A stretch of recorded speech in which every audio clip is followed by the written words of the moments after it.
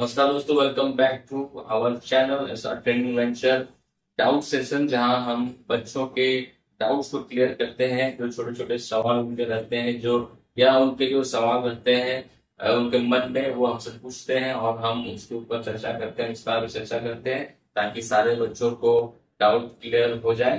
तो आज का जो टॉपिक है वो बहुत ही जाना माना टॉपिक है, जो सभी बच्चों के मन में रहता है और काफी कंफ्यूजन रहते हैं इस टॉपिक को लेके। खासकर जब वो बैंक एंट्री करते हैं उस समय उनको ये काफी प्रॉब्लम आता है।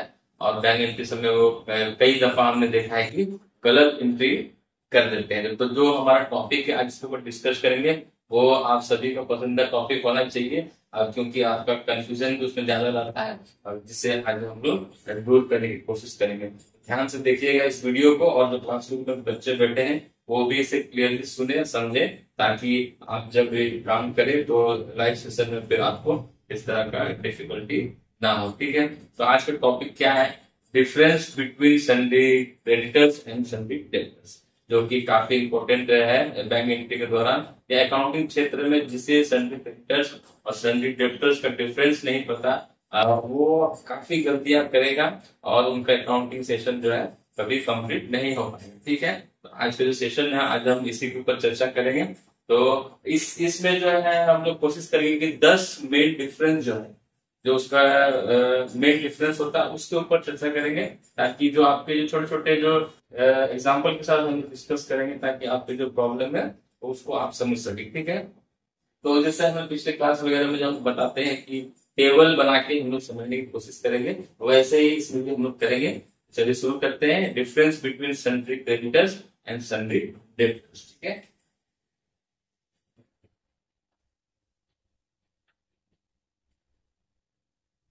जो हमारा है ये लायबिलिटी साइड में अपियर होता है, ये किधर अपियर होगा? ये एसेट साइड में।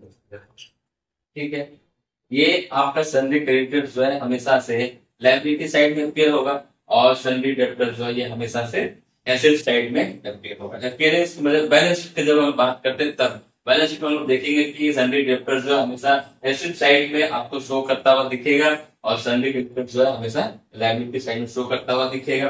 ठीक है, अब हम लोग आगे देखेंगे तो रोल ऑफ बिजनेस में क्या है। रोल ऑफ बिजनेस से बोले, रोल ऑफ बिजनेस में क्या करता है ये लोग? रोल ऑफ बिजनेस इनका क्या है? आपको हमने अभी बताया रोल ऑफ बिजनेस क्या है। दे नीड टू पे मनी।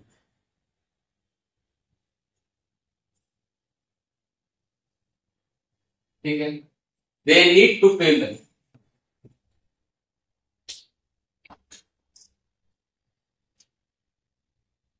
दे नीड टू पे मनी, इन्हें पैसा देना है। ठीक है, इन्हें पैसा देना है। किसको? बिजनेसमैन को ये पैसा देंगे। ये जो सैलरी क्रेडिटर्स रहते हैं इन्हें हमेशा पैसा देना होता है। और ये कौन है? दे नीड टू पे बिजनेस, ये बिजनेस को पैसा देंगे। ठीक है, कह सकते हैं कि आप ये समझ सकते हैं दे आर पेड, आप समझ सकते हैं, या आप लिख सकते हैं they are paid by business. ठीक है, यहां आपको लिखना है क्या? They are paid by business. मतलब एक बिजनेसमैन अगर है तो वो इनको पे करेगा, और सैलरी डेब्टर्स कौन है? ये बिजनेस को पे करेंगे। ठीक है, इतना समझ गए। सैलरी डेब्टर्स जो है ये बिजनेस से पैसा पाने वाले लोग हैं। ठीक है, सैलरी क्रेडिटर्स कौन है? जो बिजनेस से पैसा पाने वाले लोग हैं, वो सैलरी क्रेडिटर्स है। सैलरी क्रेडिटर्स कौन है?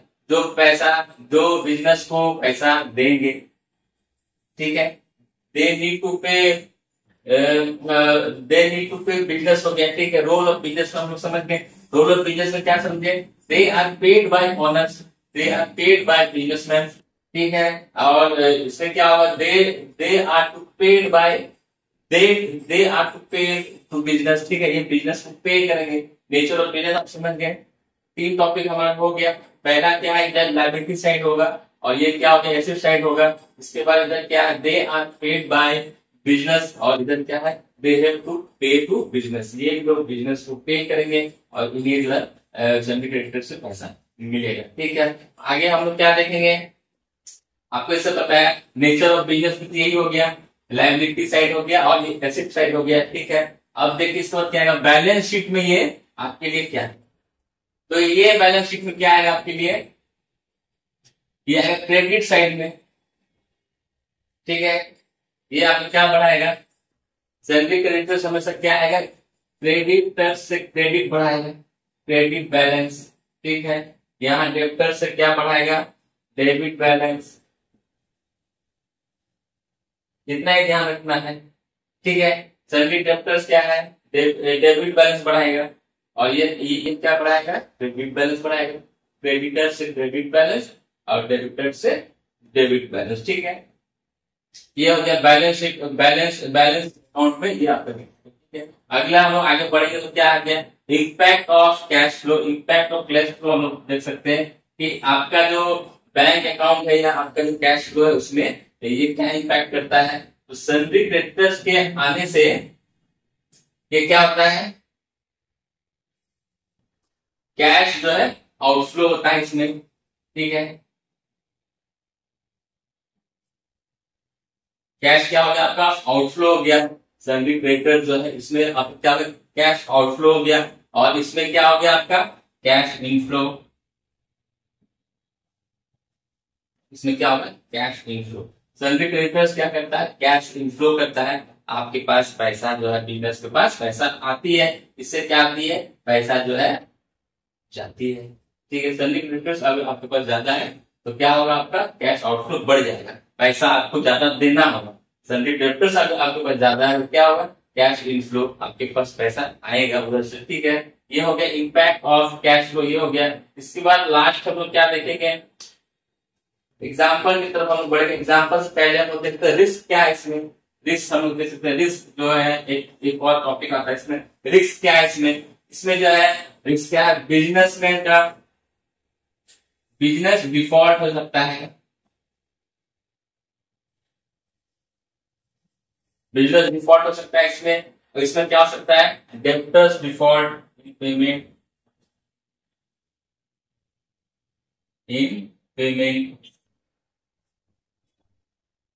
मतलब आप समझ रहे हैं, ये है आपका, इनसे आपने उधारी लिया, सन्ड्री क्रेडिटर जो है इनसे आपने उधारी लिया, तो रिस्क क्या है कि आप समय पे उधारी चुकता ना कर सके, इसलिए ये कह रहा है कि इसमें आपका बिजनेस डिफॉल्ट हो जा सकता है पेमेंट के लिए, कि आप सही समय में पेमेंट नहीं करेंगे तो आपका क्या होगा, बिजनेस डिफॉल्ट पेमेंट की तरफ बढ़ जाएगा। ठीक है ना, तो ये आपका हो गया रिस्क। ठीक है, और सन्ड्री क्रेडिटर्स से क्या होगा, आपने उन्हें उधारी दिया है, आपने उन्हें उधारी दिया है तो क्या है, डेब्टर डिफॉल्ट इन पेमेंट, अगर वो उधर से पेमेंट करने में लेट करेगा तो ये बढ़ जाएगा आपका डिफॉल्ट है ना, डेब्टर्स डिफॉल्ट इन पेमेंट आ जाएगा, ये रिस्क है। ये दोनों को रिस्क आप समझ के, बिजनेस डिफॉल्ट यहाँ बढ़ जाएगा आपका, कि बिजनेस जब आप पेमेंट लेट करेंगे तो क्या बढ़ेगा, बिजनेस डिफॉल्ट बढ़ेगा। और सन्ड्री क्रेडिटर्स में क्या होता है कि अगर अगला पार्टी आपको पेमेंट सही समय पर नहीं करेगा, क्या बढ़ेगा, डेब्टर्स डिफॉल्ट बढ़ेगा। ठीक है, तो समझ रिस्क समझ गए। तो 4 पॉइंट हमने देखा,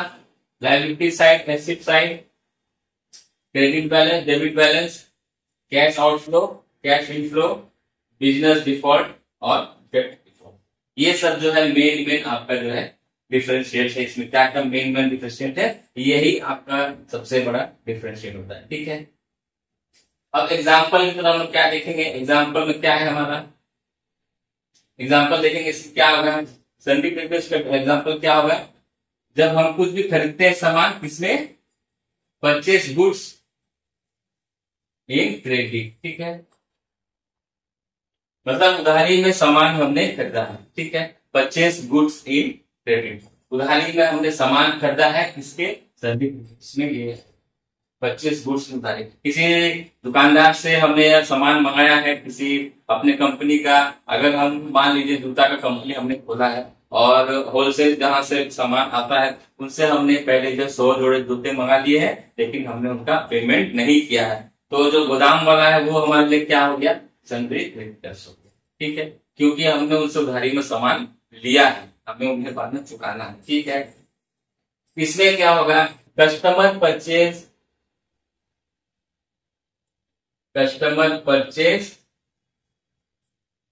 गुड्स इन सन्डी डेब्टर्स कौन हुआ, आपके पास जो कस्टमर आता है, अगर आपसे अच्छा मेल मिलाप है, उन्होंने आपका जूता आपसे खरीदा आपके दुकान से, और उसके बाद उन्होंने पैसा नहीं दिया, उन्होंने कहा कि मैं जो है 15 दिन के बाद या 20 दिन के बाद आपको पेमेंट करूंगा, तो वो जो कस्टमर है वो आपके लिए क्या हो गया, सन्डी डेब्टर्स। जो कस्टमर आपसे उधारी में सामान ले गया वो आपके लिए हो गया सन्डी डेब्टर्स। और होलसेल से जहां हमने सामान उधारी में लिया, वो होलसेल में क्या हो गया, होलसेल वाला जो है क्या हो गया, होलसेल का मालिक सन्डी क्रेडिटर्स। ठीक है, इसका मतलब आप समझ गए, उधारी का जो काम होता है उन्हीं को अधिकतर हम सन्डी क्रेडिटर्स और सन्डी डेब्टर्स में रखते हैं। उन उधारी से जिससे हमने उधार लिया है और वो हमसे आ जाएगा सन्डी क्रेडिटर्स में। जितने लोगों से हमने उधारी लिया है, जितने भी बैंक स्टेटमेंट में दिखाएंगे जिस लोग हमको पैसा दे रहा है लेकिन उधारी में पैसा दे रहा है, उन्हें हम डालेंगे सन्डी क्रेडिटर्स में। और जिन लोगों से हम पैसा पाते हैं, जो लोग हमको पैसा देने वाले हैं, वो सभी लोग आ जाएंगे सन्डी क्रेडिटर्स में। तो ये एकदम माध्यम, छोटा सा माध्यम है जिससे आप समझ सकते हैं और इससे पता चल सकता है आपको कि सन्डी क्रेडिटर्स और सन्डी डेब्टर्स में क्या डिफरेंशिएट है। और सबसे जो महत्वपूर्ण चीज है वो इसमें यही आपको देखना है कि लायबिलिटीज इससे बढ़ता है और इससे एसेट्स बढ़ता है, और क्रेडिट बैलेंस बढ़ेगा और ये डेबिट बैलेंस बढ़ेगा। ये दो चीज आपको मेन ध्यान देना है, लायबिलिटीज और एसेट, और क्रेडिट बैलेंस और डेबिट बैलेंस, ये दोनों आपको सबसे ज्यादा समझने की बात है। यही दोनों आपको बैलेंस शीट में, प्रॉफिट एंड लॉस अकाउंट में, सारी जगह जो है आपका शो करेगा। अगर सन्डी क्रेडिटर्स को और सन्डी डेब्टर्स को आपने गलत लगा दिया तो आपका बैलेंस शीट भी गलत बनेगा, अमाउंट नहीं मैच करेगा और प्रॉफिट एंड लॉस किया बैलेंस शीट में ही पूरा करेगा।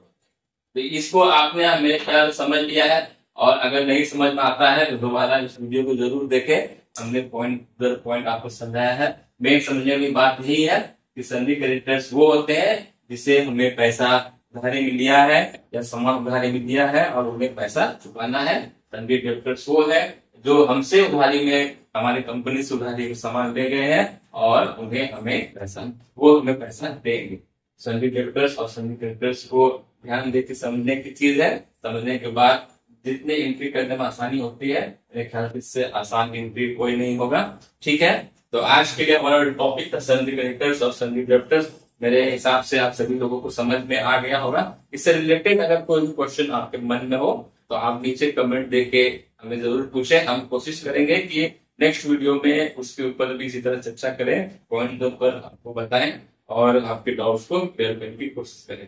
और अगर आपको और भी लाइव सेशन करना है तो हमारा क्लासरूम सभी को पता है कि एसआर ट्रेनिंग वेंचर्स के नाम से भागलपुर में स्थित है, और आप वहां जाकर एडमिशन ले सकते हैं। इसका नंबर जो है आपको नीचे दिखता हुआ मिलेगा।